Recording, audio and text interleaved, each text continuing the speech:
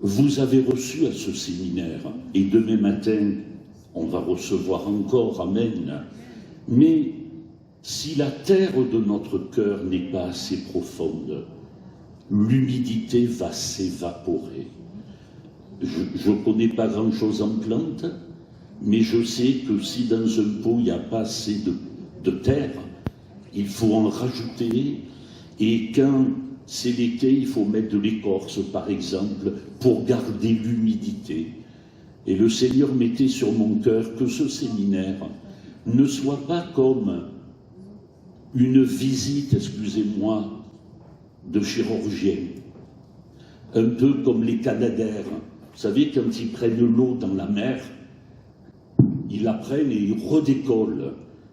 Dieu veut s'asseoir dans nos vies et que l'onction qu'on a reçue ne s'évapore pas. Et pour ça, il faut dire, Seigneur, remplis mon cœur, pénètre-moi en profondeur. Voilà les pensées, je laisse la place à Johanna.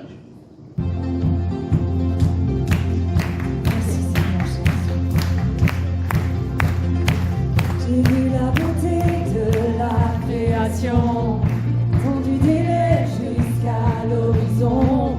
J'ai vu des enfants s'émerveiller, des anciens de gloire couronnés. Jésus, sois béni, Seigneur.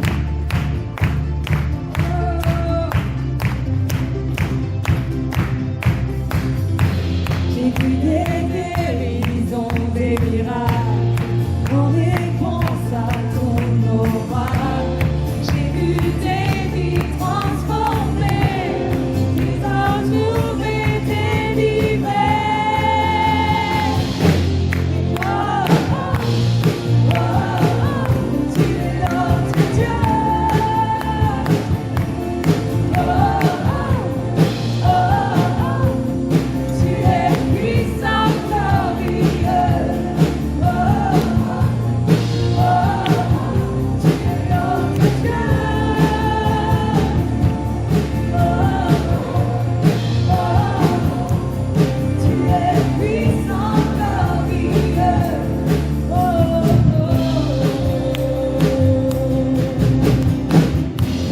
j'ai lu la parole de Dieu, elle est la vie qui ouvre les yeux.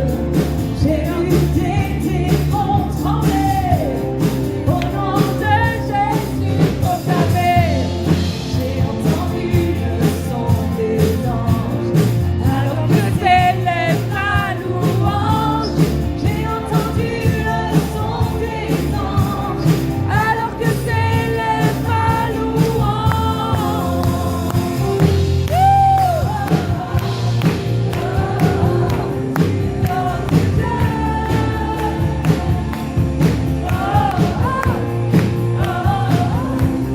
Tu es puissant, glorieux. Oh, tu es notre Dieu.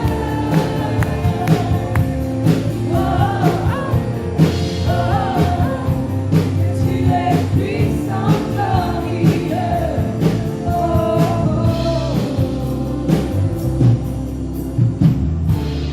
Merci Jésus. Ne laisse pas oublier, Seigneur, toutes les choses que tu as fait dans nos vies et que tu feras encore.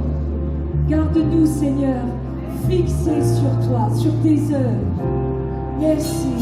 Ne nous laisse pas oublier l'étendue de ta bonté.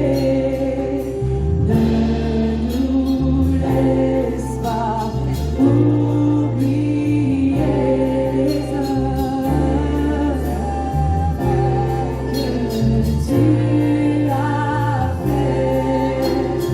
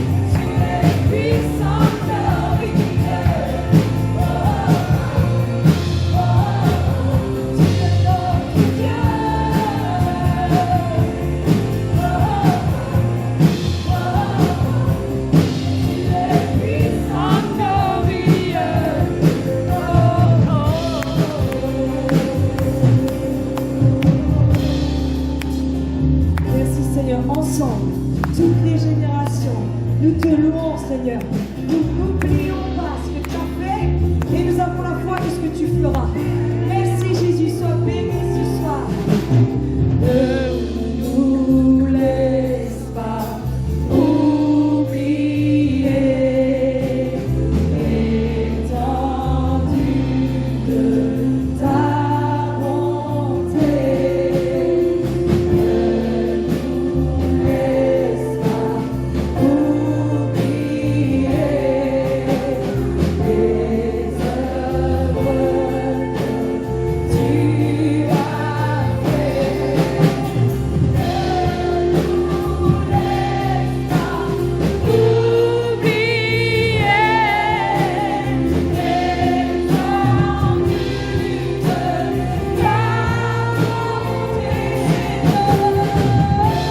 de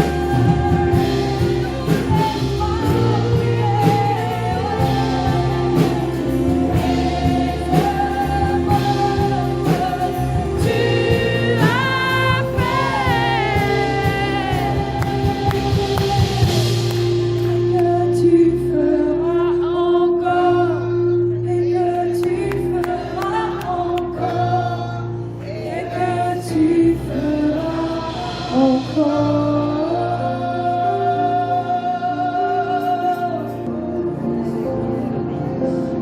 Dieu d'Abraham, d'Isaac et de Jacob, Dieu de mes parents et de mes enfants, nous prions, Seigneur, pour ce réveil dans les familles. Nous prions, Seigneur Jésus, qu'il y ait du pardon qui coule dans les maisons. Nous prions, Seigneur, pour des mariages forts. Nous prions, Seigneur Jésus, pour la paix dans les foyers. Nous prions que les malédictions générationnelles soient brisées dans le nom de Jésus. Tu fais sauter, Seigneur, le poids qui est sur les maisons. Merci Jésus. Nous prions que les addictions quittent les maisons. Élevez vos voix, commencez à prier pour les familles. Il est le Dieu d'hier, d'aujourd'hui, de demain. Seigneur, nous te prions que la division au sein des familles cesse dans le nom de Jésus. Esprit de divorce, de division, de dispute, quitte les familles dans le nom de Jésus. Moi et ma maison, nous servirons l'Éternel. Moi et ma maison, moi et ma maison. Merci Jésus. Merci Jésus. De génération en génération. De génération en génération. De génération en génération. C'est le Dieu des familles, Seigneur. C'est le Dieu des familles. Nous déclarons que les fils prodigues reviennent. Ils reviennent. Ils reviennent dans le nom de Jésus.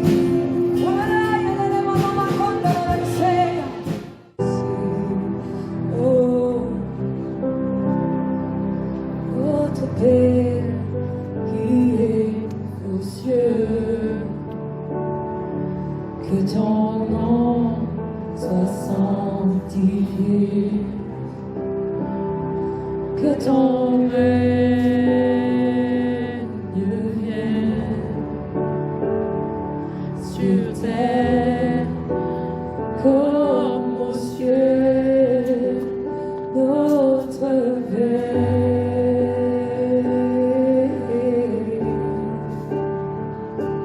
Notre Père,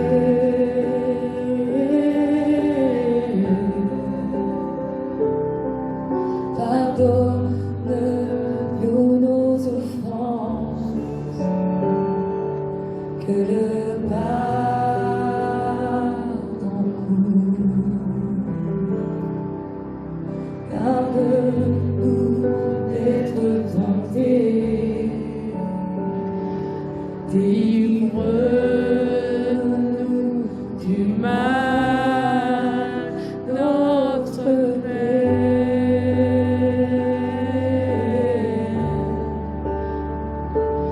Notre Père,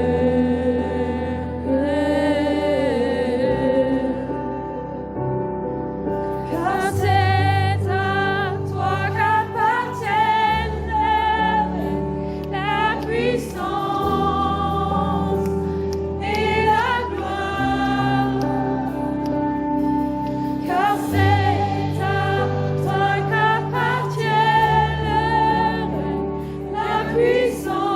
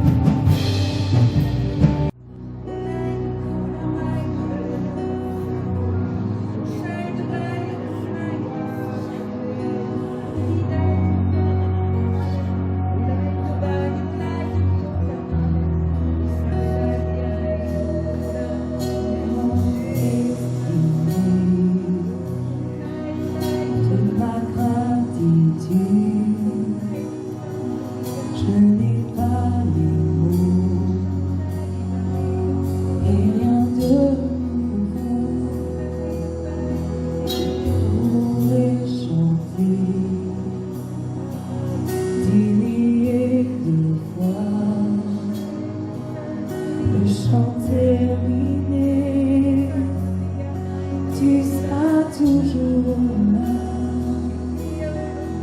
Alors j'irai mes mains t'adorer encore et encore. Tout ce que j'ai, c'est un Alléluia. Alléluia, je n'ai rien trouvé qui soit digne de ta majesté. Ce n'est mon cœur qui chante Alléluia.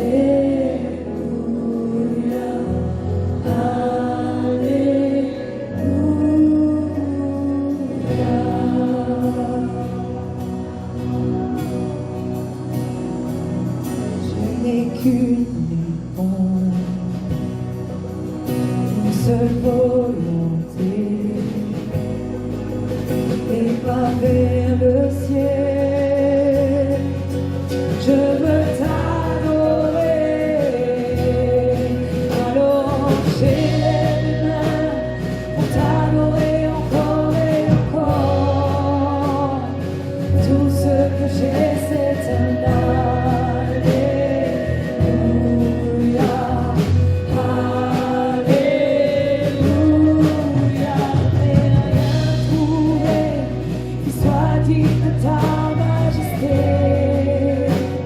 Si ce n'est mon cœur qui chante Alléluia. Alléluia.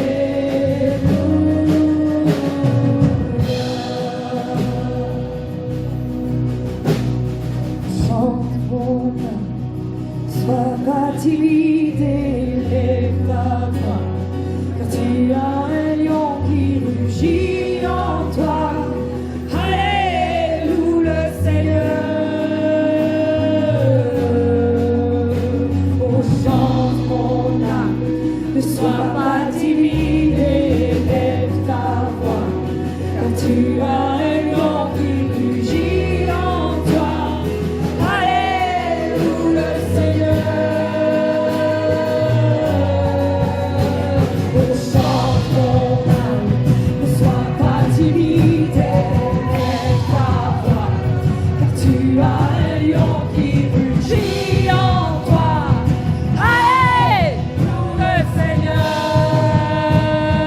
Chante France, oh chante aux France, ne sois pas timide et lève ta voix, car tu as un lion qui rugit en toi. Alléluia, le Seigneur. Chante France, oh chante aux France, ne sois pas timide et lève ta voix, car tu as un lion qui rugit en toi. Alléluia.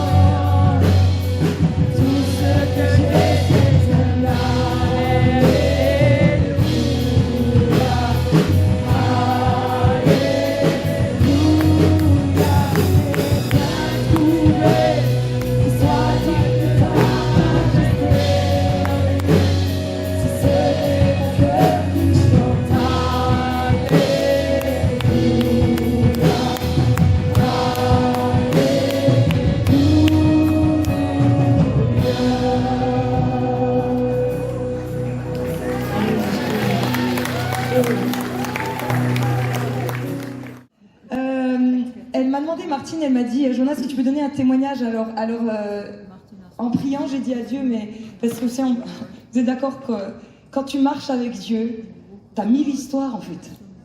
Amen. Si on réfléchit à toutes les choses auxquelles Dieu a répondu dans nos vies, eh ben, encore une fois, vous seriez là jusqu'à demain matin, hein, s'il fallait. Et j'ai vraiment eu quelque chose à cœur. J'aimerais vous parler de la fidélité de Dieu dans les générations. Je vais m'expliquer. Moi, donc je suis fille de pasteur, mes parents sont chrétiens, ma grand-mère du côté de ma mère, chrétienne, une femme de prière et tout ça. Et c'est pas que je culpabilisais, mais souvent je me disais, mais j'ai pas un témoignage comme les autres, moi. Les autres, ils donnaient un témoignage, j'ai fait de la tôle, j'ai fait de la drogue. Jésus, il est venu dans ma cellule, il m'a sauvé. Et moi, j'étais waouh, enfin voilà. Et en fait, je me suis rendu compte qu'il y a deux façons dont on peut glorifier Dieu. Soit il t'a sorti de la crotte et tu peux dire merci, soit il t'a gardé de la crotte et tu peux dire merci. Amen. Amen. Et je pense que ce que je vais vous partager ce soir, ça va permettre à tout le monde de s'y retrouver. Parce que soit tu as été béni de la génération d'avant, soit tu es une bénédiction pour la génération d'après. Amen. Donc, dans mon cas, dans le témoignage que je vais vous donner, on va tous s'y retrouver. Tout le monde n'a pas fait de la tôle, tout le monde n'a pas été drogué.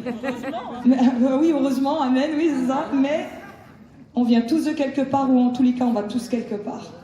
Amen. Alléluia. Est-ce que vous êtes d'accord avec moi que Dieu est le Dieu d'Abraham, d'Isaac et de Jacob? Il se présente génération.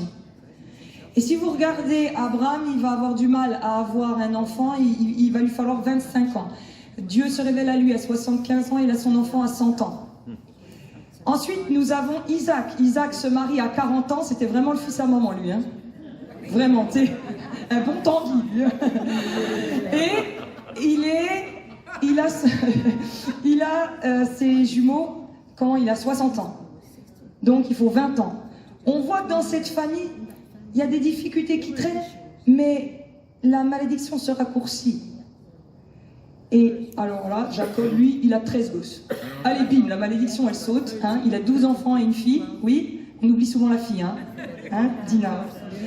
Donc, quand il y a un chrétien qui rentre dans une famille, à un moment donné, j'appelle ça un précurseur. Il ouvre une voie pour que ses enfants aillent plus loin que lui et ses petits-enfants aillent encore plus loin que lui.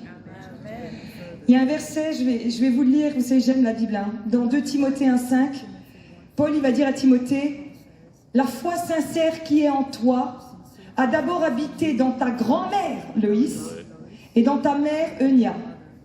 Donc ranime la flamme du don de Dieu. » Amen. Et j'aime ce passage parce qu'il dit, « La foi qui était en toi, elle n'est pas tombée de nulle part. » Et je veux vraiment vous encourager. Alors moi, je suis moitié française, moitié canadienne. Ma maman est canadienne anglophone, mon papa français. Du côté de mon papa est le premier à s'être converti. Donc je vous explique pas le ménage qui a dû être fait de ce côté-là. Mais du côté de ma mère, ma grand-mère, c'est une femme, elle est encore en vie aujourd'hui, 94 ans, de prière. Vous êtes avec moi les mamies? Les mamies, j'aimerais vous dire quelque chose, merci d'exister. Vos prières, un coup le Seigneur m'a dit, Johanna, tu sais c'est qui que le diable il craint le plus? C'est les grand-mères. Je lui dis, oh Seigneur, les grand-mères. Les grand-mères, on les pousse, elles tombent. C'est faux, ça dépend quelle grand-mère. Hein. Mais spirituellement, je pense que c'est vous qui faites le plus peur. Parce que vous êtes grand-mère, grand-père. Hein. Vous êtes ancrés. Mais oui, Ancrés. c'est vrai. C'est la vérité. Amen. Et ma grand-mère, dans les décisions de vie que j'ai dû prendre, que ce soit pour servir Dieu ou me marier, ma grand-mère, elle avait du pif. Elle est à l'autre bout de la planète, elle appelle ma mère, elle dit « Johanna, elle fréquente quelqu'un en ce moment ?» Moi, je dis souvent à mes ados, si tu as une grand-mère et une mère qui prient, t'es cuit. Tu peux pas faire de bêtises. C'est vrai. C'est la vérité, t'es coincé. Elles savent tout. Elles sont réveillées au milieu de la nuit. Et donc, ma grand-mère, elle a habité, si vous allez, ça s'appelle Gibson's Island. on dit que c'est une île, mais c'est pas vraiment une île, mais il faut prendre le bateau parce que c'est rattaché. Mais quand on y va avec mon mari il me dit, bon, ben, on a fait les 2 boutiques de l'île, il n'y a plus rien à faire, hein, ou un petit bateau de pêche. Mon oncle, il a un petit bateau de pêche. Et ma grand-mère, elle a grandi dans cette petite île. Et ma mère, elle est partie missionnaire en France, donc elle est venue ici. Et aujourd'hui, je suis devant vous. Si vous aviez dit à ma grand-mère, j'en suis sûre, il y a 70 ans en arrière, ta fille construira une église remplie de l'esprit, et tous ces petits-enfants serviront le Seigneur et aimeront le Seigneur, et ils continueront ce que tu as fait, et ce que tu as fait comme ça va être multiplié comme ça, parce qu'aujourd'hui, j'ai une chaîne TikTok de 586 000 personnes. Bam! Mais ce n'est pas moi. Je sais d'où je viens. Je sais d'où je viens. J'ai été enfantée dans la prière. Amen. Et je me tiens devant vous pour vous dire, Amen. Priez pour vos enfants. Amen. Priez pour vos enfants. Eh ouais. Non, je vais le redire. Priez pour vos enfants. Amen. Amen. Priez pour eux. Et ma grand-mère, elle aura la bénédiction, les récompenses de ce que je vais vivre. Elle a semé et je suis moi en train de récolter. Mais spirituellement, les grands-mères, quand vous arriverez au ciel, le Seigneur, il va vous récompenser de ce que nous allons récolter et de savoir que vous, parfois, vous n'aviez peut-être vu que très peu de fruits dans votre vie. Et quand c'est comme ça, la récompense est double. Parce que sur terre, t'as morflé. Et Dieu le sait. Et Dieu le sait. Dans ce que j'avais prévu aussi de vous dire, c'est que dans le réveil qui arrive, on n'a plus besoin de parler à Aglo qu'il y a un réveil qui arrive, on est d'accord? Vous êtes tous branchés de toute façon, vous ici. Hein? Dans le réveil qui arrive, dans l'histoire de l'Église, il y a différentes choses que Dieu a fait. Il y a des vagues de délivrance, des vagues de miracles. Hein? On voit le réveil qui arrive, ça va être une très grande restauration des familles. Amen. Parce que le diable, vous me permettez, c'est un enfoiré. Vraiment, c'est le terme qui lui va. M'en voulez pas de parler comme ça. Paul, il dit scubalom dans la Bible, et scubalom, c'est M-E-R-D-E en grec. Hein, ouais, il y a un gros mot dans la Bible. Hein, si vous avez oublié tout ce que j'ai dit, vous repartirez en disant « Oh, un gros mot dans la Bible ».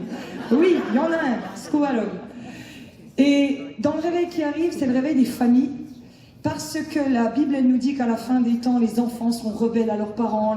C'est des divisions. Maintenant, vous avez vu, c'est difficile de suivre dans le monde ce qui se passe. Hein. Tu sais plus qui est qui avec qui a eu des gosses avec qui. Et nous allons arriver comme une énorme vengeance de notre Dieu en étant des vraies familles restaurées, parce qu'au fond, les familles brisées, c'est l'arme secrète du diable. Si tu touches un enfant dans son enfance, il est marqué à vie. Et le diable, il le sait. Donc il va essayer de détruire dans sa famille des petits. Il touche petit, le diable. C'est encore un sale type. Il s'attaque aux faibles. Et donc, la famille, elle est en train d'être détruite par l'ennemi. Et nous, il y a une onction de famille et de réveil qui est en train d'arriver. Alléluia. Et les fils prodigues, ils vont revenir. Ah, mais c'est déjà le cas.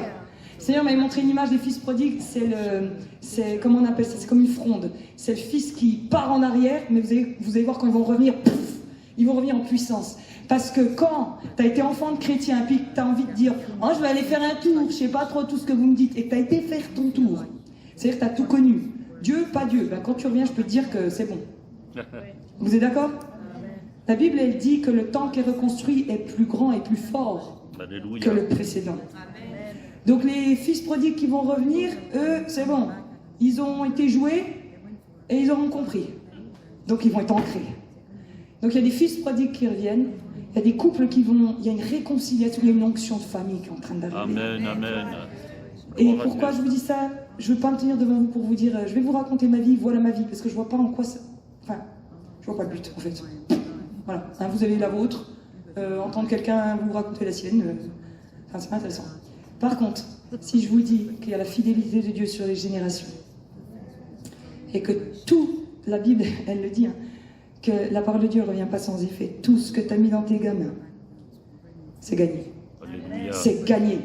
C'est gagné. Moi, je le dis souvent à mon fils, je lui dis, t'es fichu, toi, t'es cuit. T'es cuit. T'as une maman qui prie, t'as un papa qui combat, t'as des grands-parents qui prient. Il est condamné à être béni. C'est comme ça. C'est la parole de Dieu. Et vous savez, à un moment donné, dans la Bible, il y a un verset en Éphésiens 6,3 qui dit, parce que comme on parle de la joie aujourd'hui, afin que tu aies des jours heureux. Ouais. C'est quoi le verset? Honore ton père et ta mère. Tu veux être heureux? Alors honore. Seigneur m'avait dit, Jonas, si tu veux me servir, il va falloir honorer tous ceux qui sont passés avant toi. Parce que vous savez, c'est quoi nous, le problème, les jeunes, c'est qu'on dit, ah, les vieux, ah. Si tu honores pas celui qui était avant toi, l'onction, elle s'arrête. Parce que tu en es là aujourd'hui, parce que d'autres ont morflé avant. Amen. On n'est pas en guerre aujourd'hui parce que nos grands-parents ont fait la guerre. Sinon, on parlerait tous Arbeit. Eh ben oui. Eh oui. On oublie, hein. On oublie des choses. Nous sommes là aujourd'hui parce que mes grands-parents ont fait la guerre. C'était il n'y a pas si longtemps, hein. Et oui, pour vous, vos parents. Et peut-être même vous. Une certaine période de votre vie. Et donc, je me tiens juste devant vous pour vous dire, ayez foi dans la fidélité de Dieu, dans les générations. Et que ça ne va aller, la Bible dit que de gloire en gloire en gloire. Alors, est-ce que ça ne veut pas dire qu'il ne faut pas faire un ménage dans nos familles? Si, complètement. Dans le réveil qui arrive, parce que c'est le Dieu des familles, Dieu est en train de réveiller des guérisons générationnelles incroyables. Secrets de famille, là, qui sortent et tout. Parce que Dieu, il est en train de faire une telle œuvre que ce que nos parents ont fait avec ce qu'ils pouvaient, Dieu est en train d'aller plus loin avec nous. Amen. Et si tu es la première génération, tu vas faire du travail pour que tes enfants n'aient pas à le faire. Je vais te dire quelque chose. Libère-toi de toutes les chaînes que tu peux pour éviter que tes enfants n'aient à le faire. Vous êtes avec moi? Ce que tu règles pas, ils doivent après se le coltiner, c'est pas cool. On laisse pas des dettes à nos enfants. Amen. Mais le réveil qui arrive, il va réunir toutes les générations. C'est pour ça, mes mamies d'Aglou, on le dit que Mélanie, on les aime. On les aime. C'est vraiment... Bon, après les mamies, vous êtes comme ça, hein. Vous savez, vous avez des bisous, des câlins, des mots d'encouragement qui sont... C'est de l'or. C'est de l'or, hein. On a des réunions de prière à l'église, et comme c'est le matin, eh ben, on a beaucoup de grand-mères. Les grand-mères, elles sont matinales. Et elles prient. Parfait. Moi, j'arrive le matin, mais je vous promets, vous voudriez tous mon job. Hein. J'arrive, oh ma chérie, comment tu vas, ma puce? Oh, bonjour. C'est trop bien. Et elle prie pour moi. Elle prie pour vous. Elle prie pour la France. Elle prie. Il y a deux types de grand-mères. Moi, je les ai eu les deux. Hein. T'as la râleuse, commère de village, qui sait tout ce qui se passe. T'as vu la Martine? Et t'as les grand-mères gâteaux, qui donnent des bonbons à tous les enfants. Et c'est vrai, en vieillissant, tu deviens la version de toi-même en puissance 40. C'est la vérité. Demandez aux médecins quand ils ont affaire aux personnes âgées. Ils vont vous dire, il n'y a plus de filtre. Donc merci à vous. Et que Dieu nous donne toute la foi pour qu'on le transmette à nos enfants. Amen. Vraiment. Et si je peux me permettre, la génération avant nous, votre but, c'est de faire que la génération après aille plus loin que vous. Vous dites Amen, mais ça va demander énormément d'humilité, parce que c'est difficile d'avoir des petits mioches et de devoir laisser la place. Mais c'est notre appel. Avec mon mari, une fois, on s'est acheté une maison et on demande à voir la notaire quelques années après. Et quand on arrive, on lui dit, bonjour, on aimerait déjà tout donner à notre fils. Elle nous a regardé, elle dit, il a quel âge? 10 ans. On dit, mais pourquoi vous faites ça? Et on a dit, on vit pour lui. Et elle a dit, j'ai jamais vu ça. Elle dit, les gens font pas ça. Vous savez pas s'il va péter les plombs. Vous savez, l'ado, là, il vend la baraque, il vous met dehors ou quoi. Et en fait, on s'est regardé avec mon mari, puis on a dit, non, il fera pas ça. Puis même s'il le fait, on est là pour lui. Et je veux pas lui donner la maison quand j'ai 80 ans et qu'il en a 60, et qu'il aura déjà fait sa vie, il a besoin d'argent quand il sera jeune. Et puis nous, on retournera peut-être dans un appart ou je sais pas quoi. Mon mari, il est facile à vivre, moi je serai un peu plus embêtante. J'ai besoin d'un dressing et tout ça. Mais on lui a juste dit, mais nous on est là pour que... Et elle a dit, écoutez, il va falloir qu'on y réfléchisse, j'ai jamais vu ça. Mais mon but, c'est que mon gamin, il aille beaucoup, beaucoup plus loin que moi. Parce que mes parents, ils ont fait en sorte que je puisse aller plus loin qu'eux. Et je veux vraiment vous encourager de dire, Seigneur, qu'est-ce que je peux faire pour que la génération qui est après moi décolle. Parce que c'est notre mission. Je vais finir avec un dernier passage. 17. C'est l'heure. Je suis trop bien.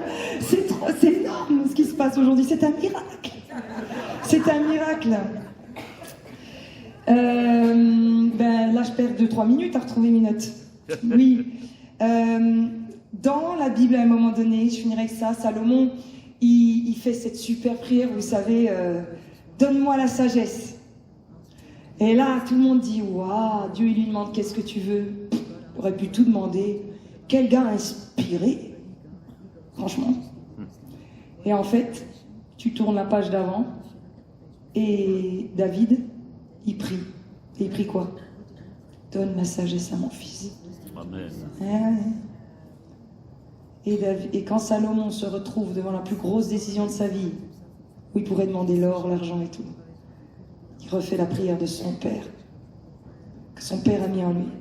Et cette prière, elle va s'activer. Qu'est-ce qui se passe? Il a plus encore. Parce que quand tu es un parent qui bénit tes enfants, ils prennent la bénédiction, et la bénédiction, elle se multiplie. Alléluia. Parce que c'est comme ça, tu donnes 5 pains et 2 poissons. Et ça devient énorme. Amen. C'est les lois spirituelles. C'est vrai. Tu sèmes un grain, c'est des épis qui poussent. Soyez bénis avec vos enfants. Amen. Je dis pas qu'on a été la famille la plus parfaite, croyez-moi, hein. Mais je suis là pour dire que la fidélité de Dieu est réelle. Parlez toujours de Dieu à vos enfants. Alléluia. Parce que mes parents, ça c'est quelque chose qu'ils ont fait. Si on avait tort, on avait tort. On couvre pas les enfants. Amen. La pire chose que tu peux faire à un gamin, tu es là, tu lui annonces l'évangile. Et l'évangile va croître en lui. Croître en lui. Et tout ce que ton enfant fera ira plus loin que toi. Mais tu auras la même récompense. Parce que Dieu travaille dans les générations. On finit avec ça, tu te tournes vers ton voisin et dis-lui, Dieu travaille sur les générations.